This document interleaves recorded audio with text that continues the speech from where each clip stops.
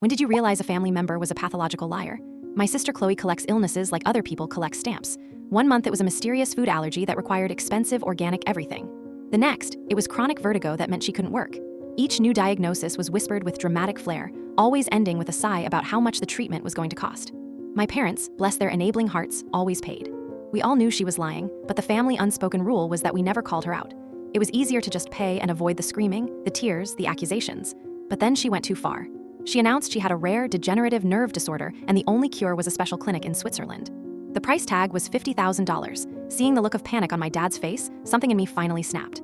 I told Chloe, with a face full of fake tears, that her struggle was an inspiration. I told her I was going to throw her the biggest, most amazing benefit concert our town had ever seen to raise the money. Her eyes lit up. The idea of being the center of attention, the tragic town hero, was irresistible to her. She agreed immediately. I became a machine. I called the local newspaper and gave them an exclusive on her brave battle. I got the mayor to agree to give a speech. I convinced a popular local band to play for free. I plastered posters with Chloe's smiling face all over town with the headline, "Help Chloe Fight." The trap wasn't about finding evidence. It was about making her lie so public, so loud, that it would collapse under its own weight. As a final touch, I tipped off a reporter at a regional news station.